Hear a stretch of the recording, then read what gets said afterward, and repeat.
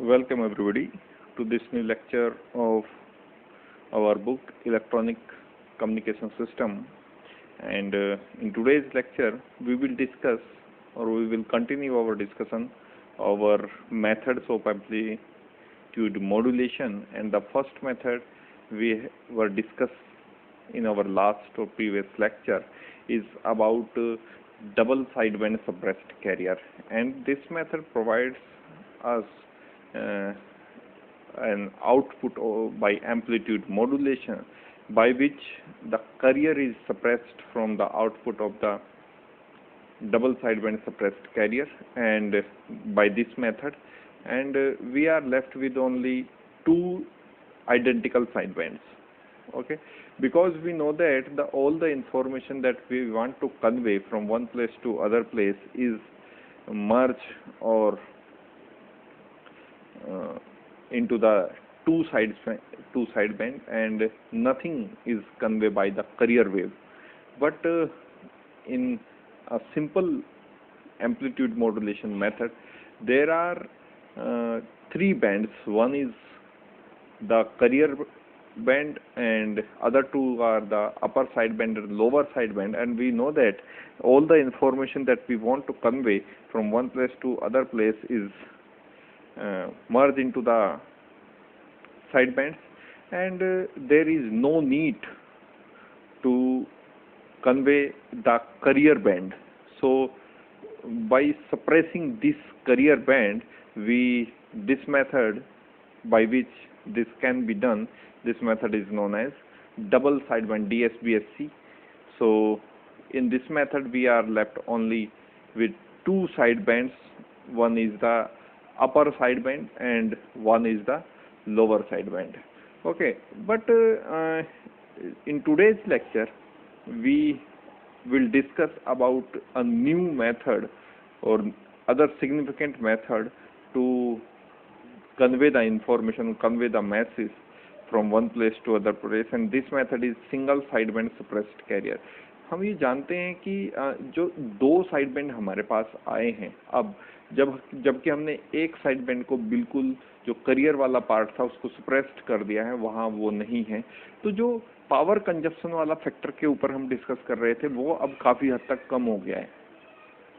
तो जब वो कम हो गया है तो जो पावर डिसिपेशन वाले फैक्टर के ऊपर हम बात कर रहे थे उसके ऊपर अब ओवरकम, वो जो डीमेरिट थी एम्पलीट्यूड मॉड्यूलेशन मेथड में, अब वो ओवरकम हो गई है.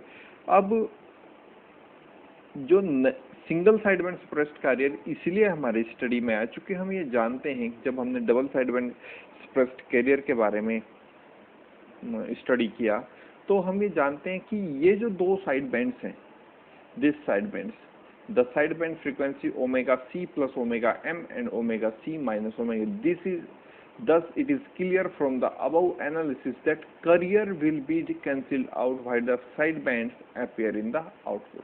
The suppression of the carriers result in the economy of power waveform and suppressed carrier is shown below this. So information जो upper sideband में है उसी प्रकार की ठीक वही information लोअर साइडबैंड में. अगर मैं फिर से आपको साइडबैंड्स की थ्योरी पे लेके जाना चाहूँ तो ये हमारी थ्योरी थी, ये हमारे पास करियर था. तो अब आप ये मान के चलिए कि ये जो करियर वाला पार्ट था ये तो सप्रेस्ड हो गया है, वहाँ से वॉश्ड आउट हो गया है. अब मेरे पास एक लोअर साइडबैंड बचा हुआ है और एक अपर साइडबैंड बचा है, और लोअर साइडबैंड में जो इन्फॉर्मेशन है वही आइडेंटिकल इन्फॉर्मेशन कैरी करता है अपर साइडबैंड. अब क्वेश्चन ये है कि जब इसमें भी वही इन्फॉर्मेशन है और इसमें भी वही इन्फॉर्मेशन है, यानी लोअर साइडबैंड में भी वही इन्फॉर्मेशन है और अपर साइडबैंड में भी ये फिर इन दोनों साइडबैंड को ही हम कन्वे क्यों करें? इन दोनों साइडबैंड को ही हम एक जगह से दूसरी जगह जब कोई भी मैसेज या इन्फॉर्मेशन, जब इस बैंड में भी वही इन्फॉर्मेशन है और इस बैंड में भी वही इन्फॉर्मेशन है, तो क्यों ना हम केवल एक ही बैंड को, यहाँ से हम एक ही बैंड को कन्वे कर दें from one place to other place, है ना.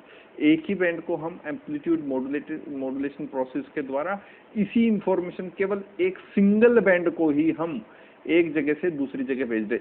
अब double side band suppressed DSBSC जो हमने कल स्टडी किया था, उसकी वजह से हमें ये तो पता लगा कि करियर यहाँ से सप्रेस्ड हो जाता है और करियर वास्ट आउट हो जाता है, ये फैक्टर यहाँ से गायब हो गया। अब मेरे पास बचे हैं केवल दो साइड बैंड, एक लोअर साइड बैंड और एक अपर साइड बैंड। अब ये जो single side band suppressed career वाला मेथड है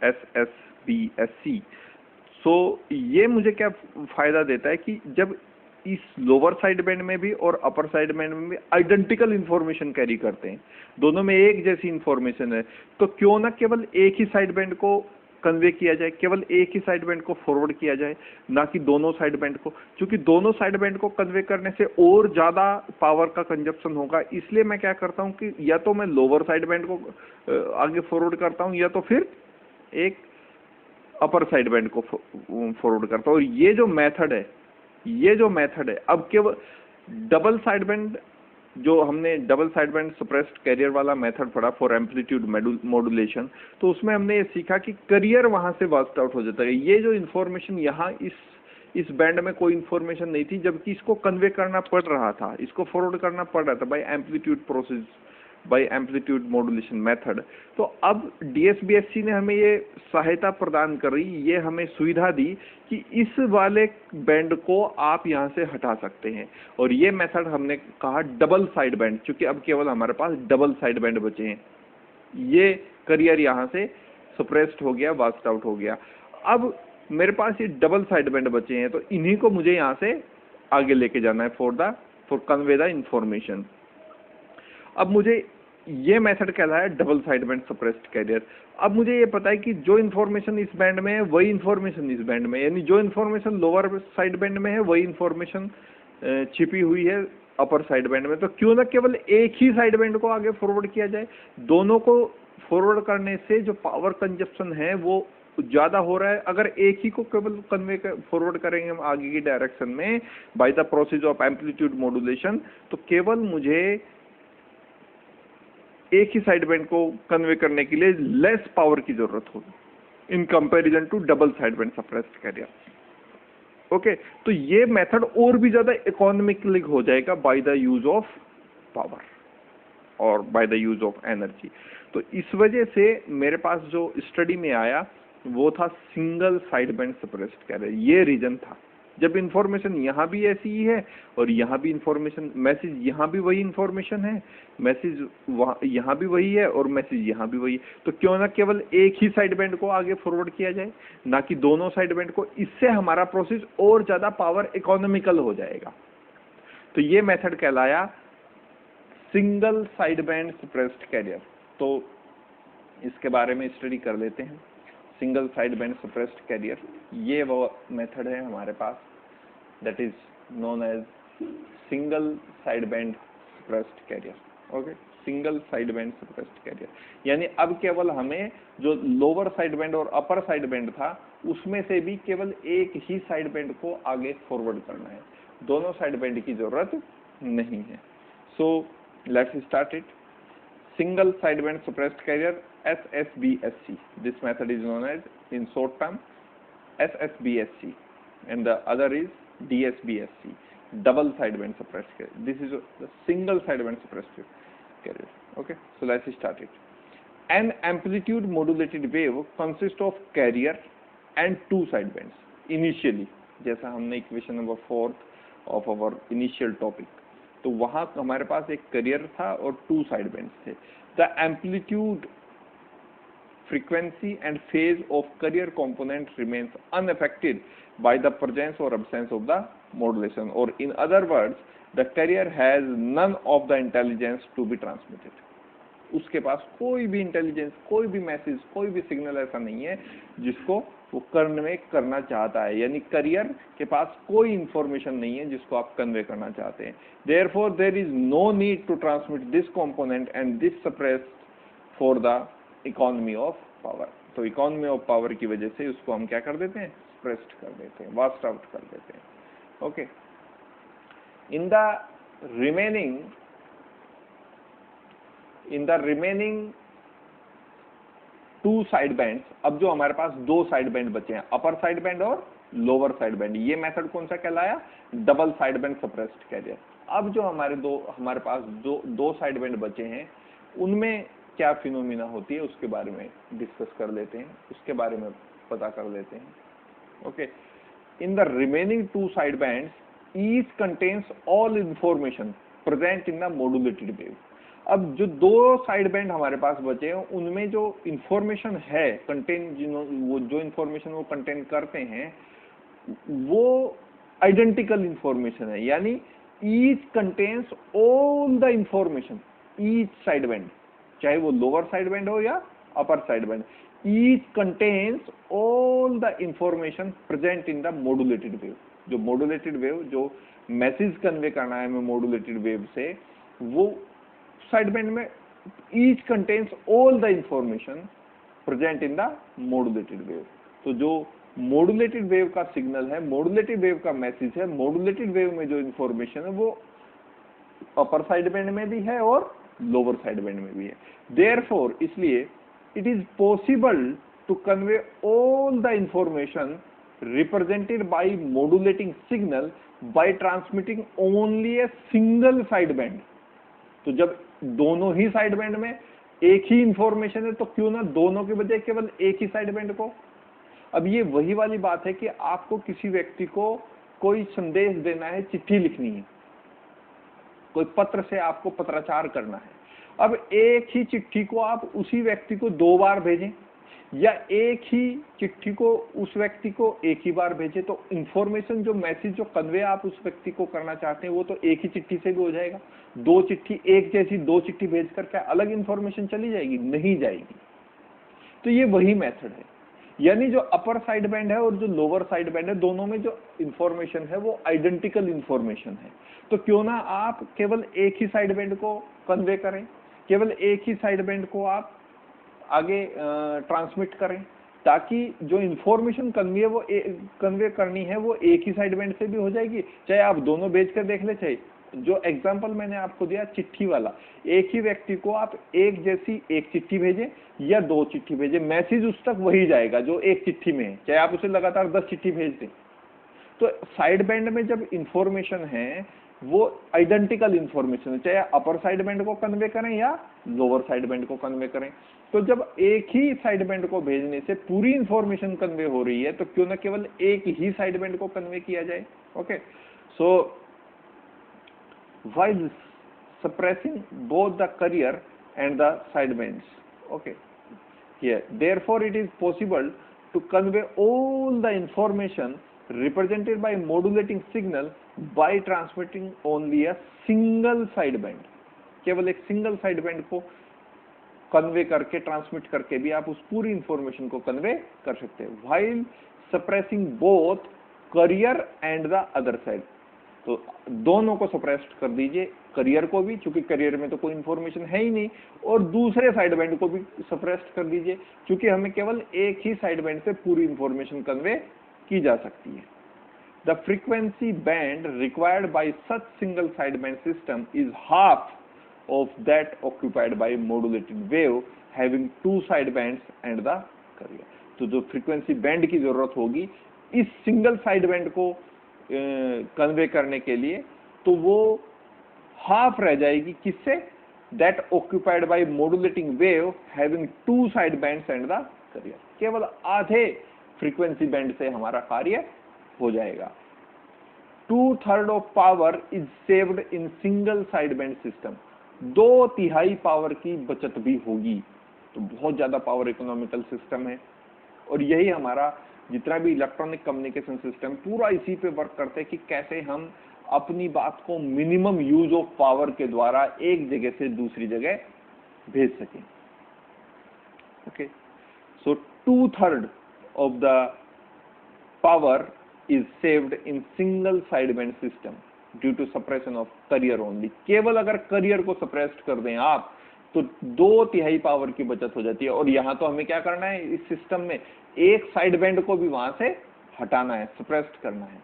for generating single side band there are following 3 methods which uses balanced modulator to suppress the carrier, but for removing unwanted sideband a different technique is used. तो ये हमारे पास 3 method हैं for generating a single side band system. The first one is the filter method, and second one is the phase cancellation method, and third is the third method. तो हम इन दो के ऊपर केवल डिस्कस करेंगे, the filter method and the phase cancellation method. वैसे जब exam की बात करते हैं तो केवल इस तरह से पूछा जाता है what is single side band suppressed career, यानी SSBSC क्या है, और SSBSC को इम्प्लीमेंट करने के लिए, इस सिस्टम को समझने के लिए किसी एक मेथड का आप जिक्र वहां कर देते हैं, या तो आप फिल्टर मेथड को चूज कर लें या फेज कैंसिलेशन मेथड को चूज कर ले। तो पहले हम बात करेंगे फिल्टर मेथड के ऊपर और फिर हम बात करेंगे फेज कैंसिलेशन मेथड के ऊपर। और ये बहुत अच्छे पावर इकोनॉमिकल सिस्टम्स हैं। आपको पता है कि केवल 2/3, यानी अगर हमारे पास 100 वाट पावर यूज हो रही थी तो जो 75 वाट जो पावर है वो बचत हो गई, वो इकोनॉमिक हो गई due to the suppression of carrier only. केवल कैरियर को सप्रेस्ड करने से ही हमारे पास 2/3 पावर की बचत हो गई है। और जब इसमें से एक बैंड भी सप्रेस्ड हो जाएगा तब तो ये बहुत ही ज्यादा इकोनॉमिकल हो जाएगी। तो हम पहले स्टडी करते हैं फिल्टर मेथड को और फिर हम बात करते हैं फेज कैंसिलेशन मेथड के। So let's start with filter method. Filter method क्या है, इसके एक ब्लॉक डायग्राम के द्वारा हम इसको समझ लेते हैं। होता क्या है एक्चुअली कि मॉड्यूलेटिंग सिग्नल है, कोई भी मॉड्यूलेटिंग सिग्नल है जो इंफॉर्मेशन हमें एक जगह से दूसरी जगह कन्वे करनी है। ओके, उस मॉड्यूलेटिंग सिग्नल को हम किसी एम्पलीफायर के में उसकी इनपुट देते हैं। मॉड्यूलेटिंग सिग्नल को किसी एम्पलीफायर में से होकर गुजरते हैं। तो मॉड्यूलेटिंग सिग्नल कुछ इस तरह का सिग्नल है जिसकी फ्रिक्वेंसी बहुत कम है, जिसका एम्पलीट्यूड बहुत कम है।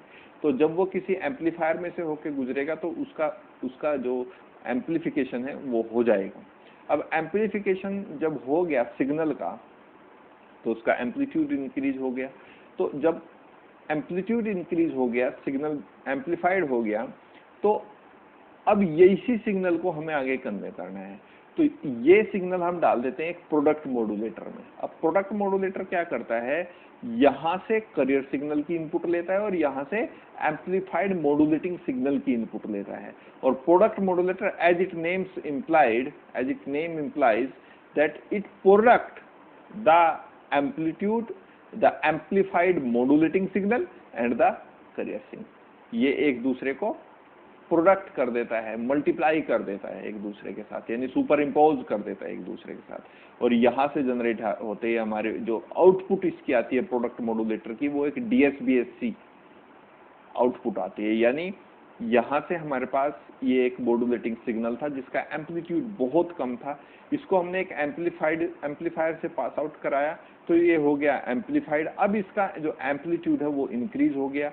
अब यहाँ से हमने कैरियर सिग्नल को इनपुट दी प्रोडक्ट मॉड्यूलेटर में, यहाँ से इनपुट आया मॉड्यूलेटिंग सिग्नल का, या हम कहें एम्पलीफाइड मॉड्यूलेटिंग सिग्नल का, और यहाँ ये प्रोडक्ट मॉड्यूलेटर में एक दूसरे में सुपर इम्पोज हो गए। और सुपर इम्पोजिशन के बाद जो हमारे पास रिजल्ट आया वो आई एक DSBSC आउटपुट, यानी double side band suppressed career method से हमने इसको इस तरह की फॉर्म में बदल दिया। यानी अब केवल हमारे पास एक ये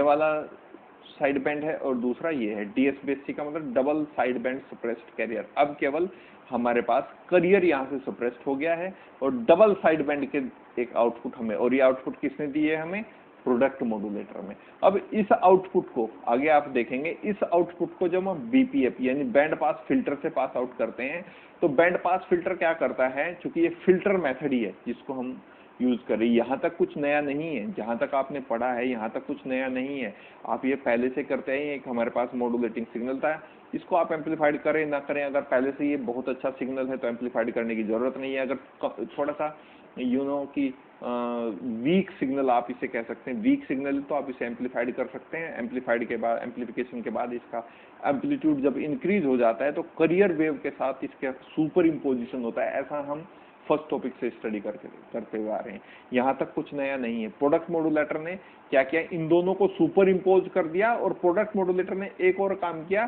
कि यहाँ से सप्रेस्ड कर दिया, क्या, कैरियर को सप्रेस्ड कर दिया। तो जो प्रोडक्ट मॉड्यूलेटर की आउटपुट आई वो हमारे पास एक double side band suppressed career के रूप में इस तरह के आउटपुट हमें देता है। कौन, प्रोडक्ट मॉड्यूलेटर। अब इस आउटपुट, ये आउटपुट बीपीएफ जो बैंड पास फिल्टर है इसके लिए इनपुट का काम करती है। तो बैंड पास फिल्टर क्या करता है कि इस जो डबल साइड बैंड है इसमें से या तो एलएसबी यानी लोअर साइड बैंड को पास होने देता है या तो फिर यूएसबी यानी अपर साइड बैंड को पास होने देता है। अब दोनों जो साइड बैंड उनको ये पास होने नहीं देता, इसलिए हम इसको कह रहे हैं बैंड पास फिल्टर। या तो लोअर बैंड पास को पास होने देगा या तो अपर साइड बैंड को पास होने देगा, ठीक है। अब देखिए, अगर फ्रीक्वेंसी ये थी, डबल साइड बैंड हमारे पास यहाँ है, तो इसकी फ्रीक्वेंसी अगर ये थी तो यहाँ से, अच्छा, फिर बैंड पास फिल्टर की जो आउटपुट है वो एक लीनियर एम्पलीफायर में से पास होती है और फिर वो एक एंटीना के पास चली जाती है, ये ट्रांसमिटिंग एंटीना, और इस इंफॉर्मेशन को ये एंटीना यहाँ से ट्रांसमिट कर देता है जो अगले जो रिसीवर एंटीना है हमारे पास उसके द्वारा रिसीव्ड कर ली जाती है। तो अब ये वाला जो आउटपुट मुझे प्रोडक्ट मॉड्यूलेटर ने दिया है, जो एक डीएसबीएससी आउटपुट है, इसको मैं डालता हूँ एक बीपीएफ के अंदर यानी बैंड पास फिल्टर के अंदर, तो वहां से जो मुझे आउटपुट मिलती है वो कुछ इस तरह की आउटपुट है। वहां से जो मुझे आउटपुट मिलती है वो कुछ इस तरह की आउटपुट है। ओके, ये अब ये आउटपुट है किसकी, प्रोडक्ट मॉड्यूलेटर की। ये आउटपुट मैंने डाल दी बैंड पास फिल्टर में यानी बीपीएफ में, तो यहाँ से बीपीएफ या तो लोअर साइड बैंड को पास होने देगा यानी ये इसका लोअर साइड बैंड है और ये इसका लोअर साइड बैंड है, तो या तो इन दोनों को पास होने देगा और या तो फिर अपर साइड बैंड को पास होने देगा, अपर साइड बैंड को। इनमें से केवल एक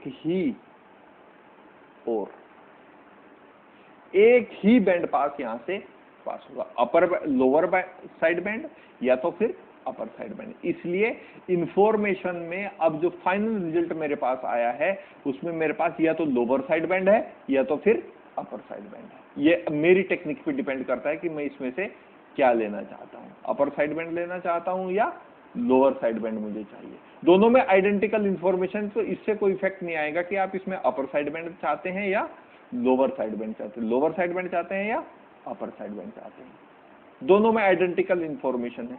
तो ये जो मेथड है पूरा का पूरा ये कहलाता है single side band suppressed career, यानी जो इंफॉर्मेशन है वो दोनों कैरियर में एक जैसी है, दोनों साइड बैंड में एक जैसी है, तो मैं केवल एक ही साइड बैंड को पास करूंगा और उसके लिए मेरे पास दो मेथड है, जिसमें से पहला हम डिस्कस कर रहे हैं the filter method. Okay, let's see this.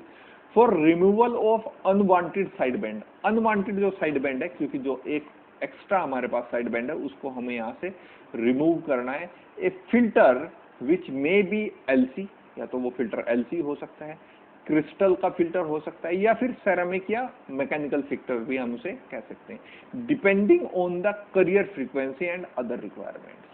तो इनमें से हम किसी भी एक फिल्टर को यूज यहाँ कर सकते हैं। जो बीपीएफ में बैंड पास फिल्टर जिसको मैं कह रहा हूँ, इनमें से आप एलसी फिल्टर भी यूज कर सकते हैं, क्रिस्टल फिल्टर भी यूज कर सकते हैं, सिरामिक या मैकेनिकल फिल्टर भी यूज कर सकते हैं। तो इनमें से आप किसी भी फिल्टर को यूज कर सकते हैं, पर depending upon the carrier frequency and other requirement. Okay, the filter circuit have always upper frequency limit about 100 kilohertz, beyond which attenuation outside the band pass is insufficient. Crystal and mechanical filters have been used at the frequencies up to 20 megahertz and 500 kilohertz. यानी जो crystal filter use होगा वो 20 megahertz कम से कम frequency इतनी चाहिए, और mechanical filter को यूज करने के लिए इतनी फ्रीक्वेंसी आपको चाहिए 500 किलोहर्ट्ज। एक्चुअली होता क्या है कि जो एलसी फिल्टर है ये लो फ्रीक्वेंसी पे भी वर्क करता है, लेकिन जब हमें हाई फ्रीक्वेंसी को पास आउट कराना पड़े जैसे क्रिस्टल, तो उसके लिए हम या तो क्रिस्टल फिल्टर को यूज करते हैं और या फिर हम सिरामिक फिल्टर को यूज करते हैं। यानी ये जो बैंड पास फिल्टर है यहाँ आप एलसी सर्किट भी लगा सकते हैं, कोई क्रिस्टल सर्किट भी लगा सकते हैं, या फिर आप सिरामिक या मैकेनिकल फिल्टर भी यहाँ यूज कर सकते हैं। लेकिन ध्यान इस बात का देना है कि अगर कैरियर फ्रीक्वेंसी ज्यादा है तो आप इनमें से किन्हीं दो क्रिस्टल फिल्टर को यूज कीजिए, या तो आप क्रिस्टल फिल्टर को यूज कीजिए या तो आप सिरेमिक फिल्टर को यूज कीजिए। लेकिन अगर आपको कैरियर फ्रीक्वेंसी लोअर है तो आप एलसी फिल्टर यहाँ यूज कर सकते हैं। The mechanical filter is better due to, एक तो इसका साइज स्मॉल होता है, मैकेनिकल फिल्टर का सबसे बेस्ट मैकेनिकल फिल्टर ही है इसका। लेकिन फिर मैं बता रहा हूं कि अगर आपको अपर या हायर फ्रीक्वेंसी को पास कराना है तभी आप क्या करेंगे, मैकेनिकल फिल्टर को यूज करेंगे। लेकिन आपको अगर लोअर फ्रीक्वेंसी को पास कराना है तो आप यूज नहीं कर सकते किसे, क्रिस्टल फिल्टर को या सिरामिक फिल्टर या फिर मैकेनिकल फिल्टर को आप यूज नहीं कर सकते। क्योंकि मैकेनिकल फिल्टर सबसे अच्छे होते हैं, क्यों होते हैं, क्योंकि इनके साइज स्मॉल होते हैं, गुड पास बैंड होता है, वेरी गुड एटेन्युएशन कैरेक्टरिस्टिक को शो करते हैं and advocate upper frequency limit. Crystal and ceramic filter are cheaper but are technically preferable only at frequencies in excess of 1 megahertz. कम से कम इतनी फ्रीक्वेंसी होनी चाहिए for the use of crystal and ceramic filter. All these filters have disadvantage that their maximum operating frequency is below the usual transmitting frequency. यानी ये जितने भी फिल्टर्स की हम बात कर रहे हैं इनमें एक ड्रॉबैक होता है। क्या ड्रॉबैक होता है, डिसएडवांटेज क्या है कि इनकी maximum operating frequency is below the usual transmitting frequency. Okay, जितनी ट्रांसमिट हमें कोई भी इंफॉर्मेशन ट्रांसमिट करने के लिए जितनी मिनिमम जितनी फ्रीक्वेंसी चाहिए उनसे इन फिल्टर्स की फ्रीक्वेंसी काफी कम होती है। टू रेज दिस फ्रीक्वेंसी, अब इस फ्रीक्वेंसी, चूंकि ट्रांसमिट अगर कोई भी इंफॉर्मेशन आपको करनी है तो फ्रीक्वेंसी आपको कितनी चाहिए, यूजुअल। अब जो फ्रीक्वेंसी आपको ऑपरेटिंग फ्रीक्वेंसी है इन फिल्टर्स की वो कम है किस फ्रीक्वेंसी से, ट्रांसमिटिंग फ्रीक्वेंसी से। और जब तक ये ट्रांसमिटिंग फ्रीक्वेंसी से कम रहेगी कोई भी इंफॉर्मेशन कन्वे नहीं हो सकती, ट्रांसमिट नहीं हो सकती। To raise this frequency to the desired value for the transmission a balanced mixer, एक balanced mixer so in the figure, अगले ब्लॉक डायग्राम में आपको दिखेगा। तो इसको हम यूज करते हैं बैलेंस्ड मिक्सर को, is used in which frequency of crystal oscillator is added to SSB signal from the filter if desired value of transmitting frequency is much higher than raise up to that the two stage of mixing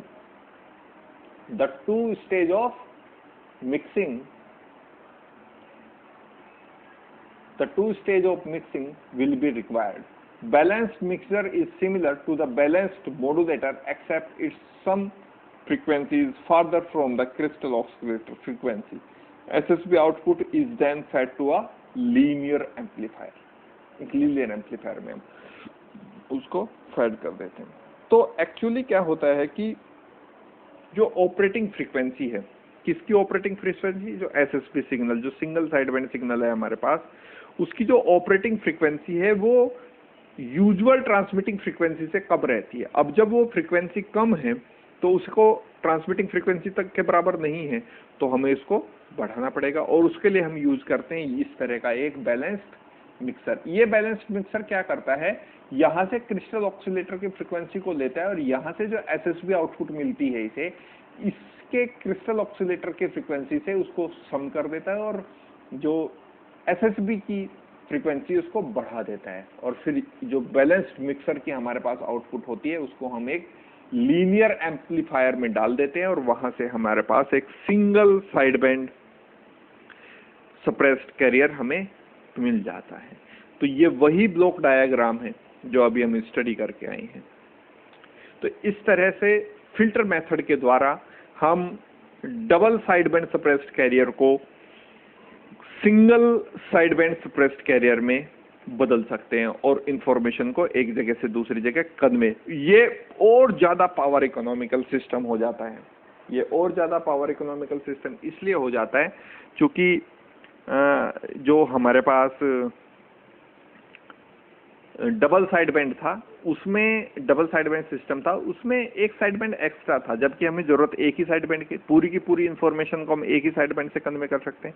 तो अभी single side band से जो filter method हमने use किया उसमें या तो वो अपर साइड बैंड को पास होने देता है या तो लोअर साइड बैंड को पास होने देता है। जो फ्रीक्वेंसी का रिक्वायरमेंट है वो बैलेंस्ड मिक्सर सोल्व कर देता है और इस तरह से जो हमारे पास SSB आउटपुट होती है उसे हम एक लीनियर एम्पलीफायर में डाल देते हैं और वहां से हमें एक single side band suppressed carrier मिल जाता है।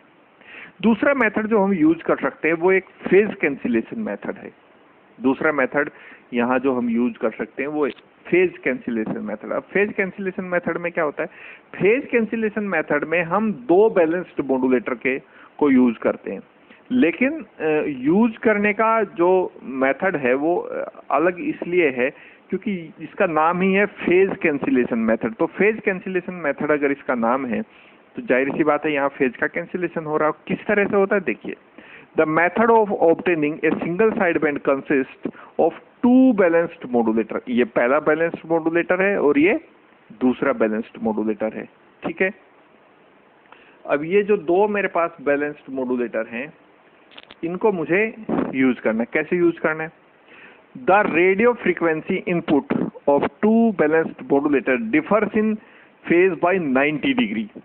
The modulating signal is also differs in phase by 90 degree to the two modulators. अब देखिए यहाँ से RF आउटपुट वोल्टेज मैंने डाल दी, जो कैरियर फ्रीक्वेंसी मेरे पास है वो इस मॉड्यूलेटर जो फर्स्ट मॉड्यूलेटर है उसमें तो जो की तो चली जाती है जो ओरिजिनल फॉर्म है, लेकिन RF वोल्टेज का 90 डिग्री शिफ्ट होता है फेज और फिर वो सेकंड मॉड्यूलेटर तक पहुंचते हैं। इसी तरह मॉड्यूलेटिंग सिग्नल है, मॉड्यूलेटिंग सिग्नल भी क्या करता है, इस फर्स्ट बैलेंस्ड मॉड्यूलेटर में तो ओरिजिनल फॉर्म में पहुंच जाता है, लेकिन जब वो सेकंड बैलेंस्ड मॉड्यूलेटर में पहुंचता है तो 90 डिग्री फेज शिफ्ट के साथ पहुंचता है। तो आप ये समझ लीजिए कि कैरियर भी यहाँ ओरिजिनल फॉर्म में पहुंचता है फर्स्ट बैलेंस्ड मॉड्यूलेटर में और मॉड्यूलेटिंग सिग्नल भी ओरिजिनल फॉर्म में पहुंचती है, जबकि सेकंड बैलेंस्ड मॉड्यूलेटर में जो कैरियर वोल्टेज है, जो कैरियर सिग्नल है वो भी 90 डिग्री फेज शिफ्ट के साथ पहुंचता है और जो मॉड्यूलेटिंग सिग्नल है, जो इंफॉर्मेशन जिस सिग्नल को जिस मैसेज को हम कन्वे करना चाहते हैं वो भी 90 डिग्री फेज शिफ्ट के साथ यहाँ पहुंचता है। अब ये दोनों की जो आउटपुट है वो एक टैंक सर्किट में आती है और टैंक सर्किट से हमें मिलती है फिर SSB आउटपुट, और ये जो मेथड है ये कहलाता है phase cancellation method. The block diagram of this process is on this. It is clear from the following analysis that output of the system will have only one side band. Tank circuit में इसका भी output आता है और इसका भी output आता है और जो यहाँ से हमें वापस मिलती है आउटपुट वो एक सिंगल साइड बैंड सिस्टम होता है। तो इस तरह से हम इस मेथड से हम एक सिंगल साइड बैंड को जनरेट कर सकते हैं। कैसे जनरेट कर सकते हैं, फॉर द फर्स्ट मॉड्यूलेटर, ये कौन सा मॉड्यूलेटर है, फर्स्ट मॉड्यूलेटर है जिसमें ओरिजिनल इंफॉर्मेशन को कन्वे किया जाए, जिसका कैरियर वोल्टेज भी ओरिजिनल फॉर्म में गया है जिस मॉड्यूलेटर में और जिसमें सिग्नल भी ओरिजिनल फॉर्म में गया है।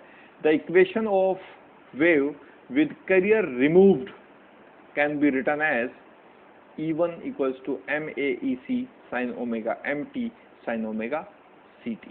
और आप इस बात पे ध्यान दीजिएगा कि ये किस तरह की इंफॉर्मेशन है।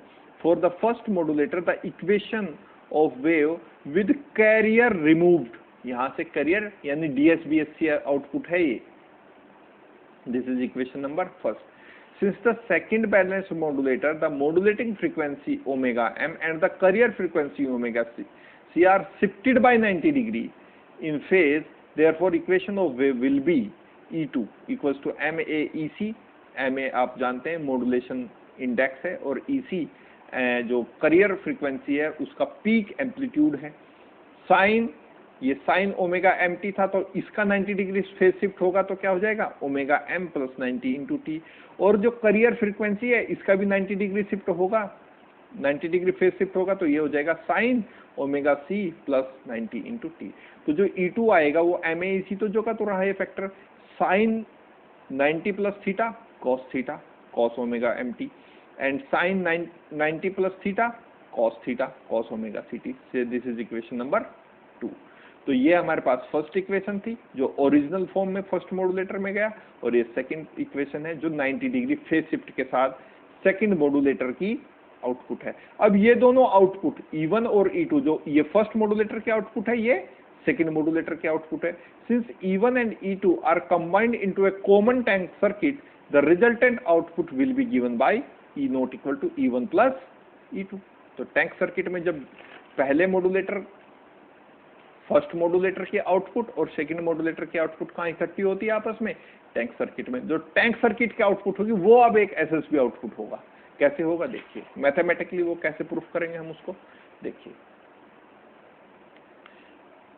Since E1 and E2 are combined into a common tank circuit, the resultant output will be given by E0 equals to E1 plus E2। अब E1 हमारे पास क्या है, this MAEC sin omega mt sin omega ct, MAEC sin omega mt sin omega ct plus MAEC cos omega mt cos omega ct, MAEC cos omega mt cos omega ct। तो आप ये जानते हैं कि MAEC यहाँ से भी common है और MAEC यहाँ से भी कॉमन, तो MAEC हमने ले लिया यहाँ से कॉमन। और साथ ही साथ हमने क्या किया, इसमें इस पूरी फैक्टर में 2 से मल्टीप्लाई किया और 2 से डिवाइड किया।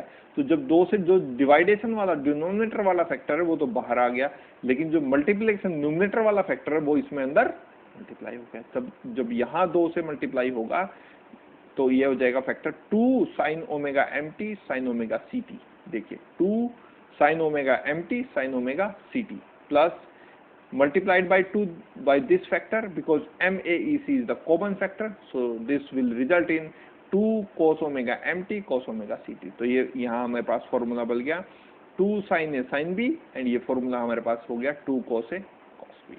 तो 2 sin a sin b का जो रिजल्टेंट फॉर्मूला है वो कुछ इस तरह का होगा, cos a minus b minus cos a plus b, और MAEC बाई 2 चूंकि दोनों में मल्टीप्लाइंग फैक्टर है तो हमने यहाँ मल्टीप्लाई किया, तो 2 cos a cos b, इसका जो रिजल्टेंट फैक्टर होगा वो होगा cos a plus b plus cos a minus b, ये हो गया। अब देखिए MAEC बाई 2 कॉमन है यहाँ फैक्टर, अब cos omega c minus omega m into T minus cos omega c plus omega m into t plus cos omega c plus omega m into t plus cos omega c minus omega m into T.